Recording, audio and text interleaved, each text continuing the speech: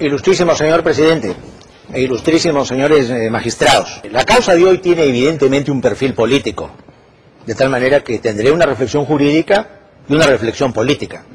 Aquí estamos entrando a una etapa en la que se exige la democratización en el Perú, que se exige que las instituciones sean mejores y más reales y que el Parlamento deje de ser una entidad reñida con la nación.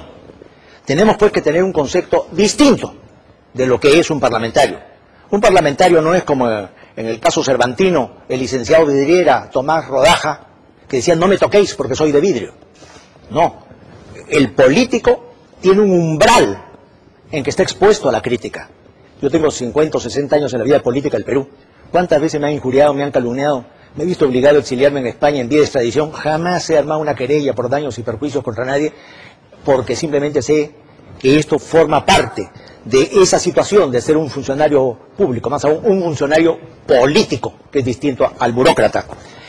Ya estudiaremos en el curso de mi exposición cómo existe no solo el tema del Pacto de San José, el Pacto Internacional de Derechos Civiles y Políticos, que consagran la libertad de prensa sin restricciones, la libertad de información, nuestra Constitución, sino que al mismo tiempo veremos cómo hay sentencias de la Corte Interamericana de Derechos Humanos que sostienen precisamente todo lo contrario que mi directo colega ha sostenido, sobre cómo está expuesto el político a las críticas e incluso a las críticas injustas.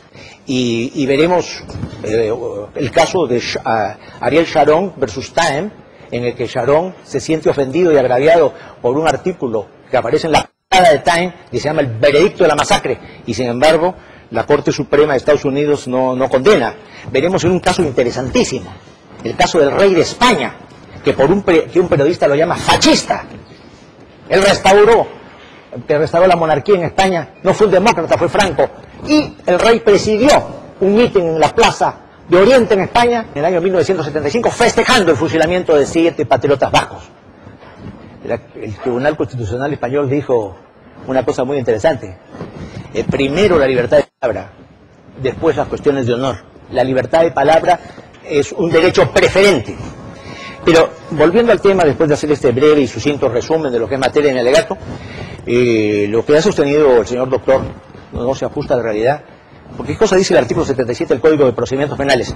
Que cuando un magistrado recibe una denuncia, le examina para ver si es competente, para ver si ha prescrito o no, y si en su concepto se han cometido o no delitos.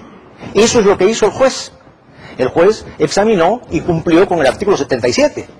El Código de Procedimientos Penales no dice que cuando se trata de un delito de prensa tiene que abrir instrucción. Eso decía la legislación velasquista, la de 1974. Debe, y al amparo de eso Alfonso Montesinos y Montesinos, que se creyó con medio mundo, porque era también otro intocable. Por supuesto que perdió todos los procesos, incluso dentro del propio proceso del gobierno revolucionario de la Fuerza Armada. Y recientemente también nos hemos encontrado que el TC ha señalado que ese artículo 11 de la ley antiterrorista que decía que el juez debía abrir instrucción no era constitucional, que el juez debía actuar con su criterio, de tal manera que recriminar al juez, fulminar al juez porque decidió no abrir instrucción es una posición que está reñida con la Constitución. ¿Por qué?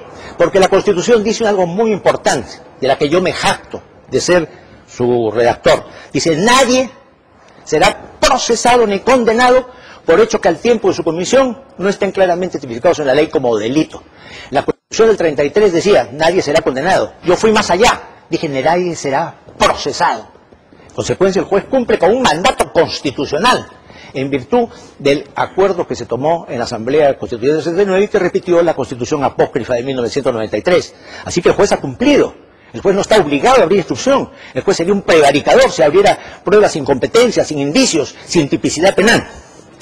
Entonces, aquí, en el resumen de los hechos que ha hecho el señor letrado contrario, haciendo yo también un resumen sucinto, veremos que el primero de los cargos que formuló el señor Mufarech se refiere a frases que emplea mi patrocinada, doña Cecilia Valenzuela, el 30 de marzo del 2003, en el programa Entre Líneas, en el que Mufarech quiso delegitimar y anular todos y cada uno de los procesos anticorrupción.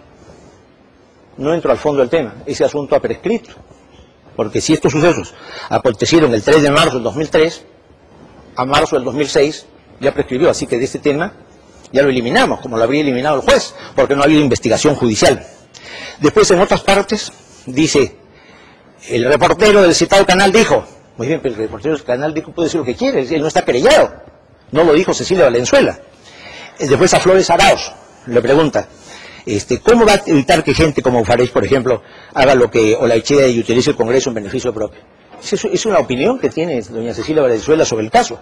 Yo no tengo mal concepto de Jorge Mufarech, tengo una amistad superficial con él, me parece un político apasionado, un político vehemente, pero que ya no responde su vehemencia a lo que debe ser el parlamentario moderno, como lo veremos.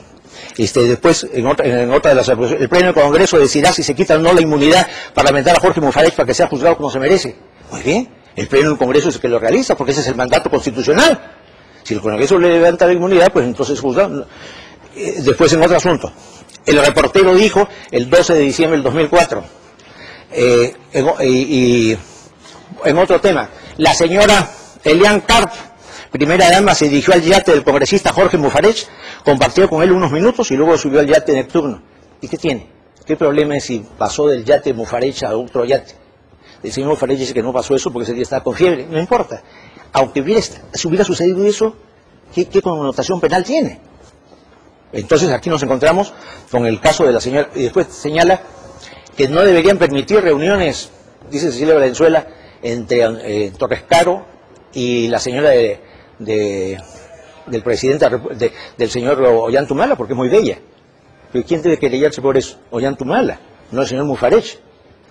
Entonces aquí la jurisprudencia, de tanto de la CIDH como de otras cortes, señalan claramente lo siguiente, que los límites de la crítica aceptable son, por tanto, respecto de un político, más amplios que en el caso de un particular. En otra sentencia de la Herrera versus Costa Rica, la CIDH dice, es así que el acepto de este umbral diferente de protección no se asienta en la calidad del sujeto, sino en el carácter de interés público que conllevan las actividades o actuaciones de una persona determinada dedicada a la política.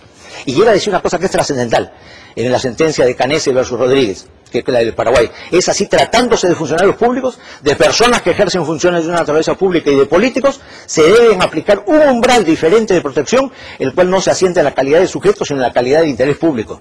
Y vuelvo a decir, en otro considerando, cuando se denuncian delitos de difamación e injuria, supuestamente cometidos a través de los medios de comunicación, empieza a darse una industrialización de los juicios por los funcionarios y los dirigentes políticos que tienen que estar sometidos al escrutinio público. Y los parlamentarios son los que fabrican la norma penal. Y ellos mismos la invocan en su favor. Entonces ahí hay una actitud de desigualdad. Ya cité el caso Time. Aaron Sharon le dicen que estuvo presenciando en el desierto la masacre de Fedayines. La Corte Suprema de los Estados Unidos dice, hubo difamación, sí. La noticia era falsa, sí. Hubo acto malice, hubo intención maliciosa, no.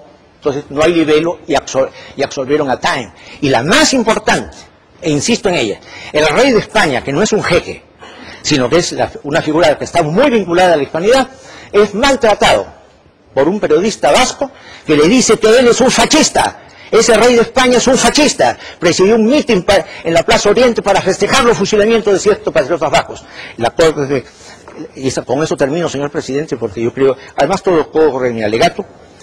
El Tribunal Constitucional español dice que los hechos declarados probados por esta sentencia se contienen, entre comillas, pero como se ha señalado en el fundamento primero de esta sentencia, el artículo tenía la finalidad que se ha destacado ahí, y las palabras despectivas para su majestad el rey se han utilizado contrariando sin duda la más alta magistratura del Estado, con la finalidad prevalente de robustecer la idea crítica que preside todo el artículo. Tales palabras, rechazables moral y socialmente, por innecesarias, injustas y contradictorias, con una conducta que ha merecido la adhesión mayoritaria del pueblo español y que ha hecho posible la transición política, pero no pueden ser sancionadas con una condena penal sin vulnerar las libertades políticas. Y en el caso de Felipe González, líder del PSOE, que se querella porque lo han llamado asesino y carnicero del franquismo, dicen preferible es la libertad al honor, de tal manera que quien está en política está expuesto a estas sanciones y a estas alternativas. Entonces, por supuesto, que esta es la nueva jurisprudencia que ya viene contenida en jurisprudencia menor.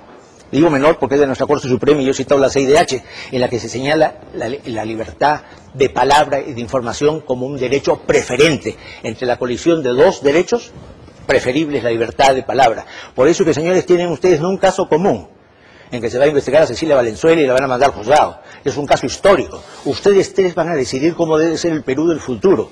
Qué cosa es lo lícito y lo ilícito en materia penal. Yo, en este tema, yo estoy absolutamente convencido que estos delitos de difamación deben ser despenalizados e ir a una vía civil sumarísima. El que se queje porque se siente ofendido, porque se siente golpeado, pues que vaya ahí a reclamar civilmente y no perturbar la majestad de la justicia con acciones particulares que no tienen trascendencia política. Por esta razón, pido, señor presidente y señores magistrados, que se confirme el auto del juez Acuo. Yo solamente para decirle a mi colega, doctor representado Ayelesta, ¿qué pasaría si a él, que ahora va a ir al Congreso de la República, porque está elegido, va a ir a un canal de televisión? Sí, al fondo del asunto. Tengo un tema, señor, que se tiene que investigar, que es una foto con un letrero corrupto.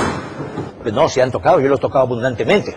He hablado de jurisprudencia, entonces ya no sé cómo podría informar. Que viene un abogado y dice jurisprudencia y cita tratados internacionales y eso no es informar sobre el fondo, entonces la voy a hacer, pero tengo primero que polemizar con usted porque me está emplazando. El señor letrado, por el cual guardo la más alta estimación y que es defensor de causas polémicas, tiene que saber que hoy día el concepto de parlamentario es distinto. Tanto es así que se ha restringido la inmunidad parlamentaria. Ya no es por hechos anteriores a la posesión del cargo, se han reducido sueldos, se han reducido privilegios y también se va a reducir y se debe reducir conforme a la moderna tendencia del derecho y de la jurisprudencia nacional y comparada, ese privilegio de intocabilidad. Quien está en la política está expuesto. Yo sé que estoy en esta feria, estoy expuesto a los dardos, mandaré cartas rectificatorias, polemizaré, pero jamás me querellaré. Y he dicho, en 60 años me han insultado todos los días, jamás he formulado una querella. Yo creo, no me quiero poner como un modelo, pero creo que esa debe ser la conducta parlamentaria del futuro.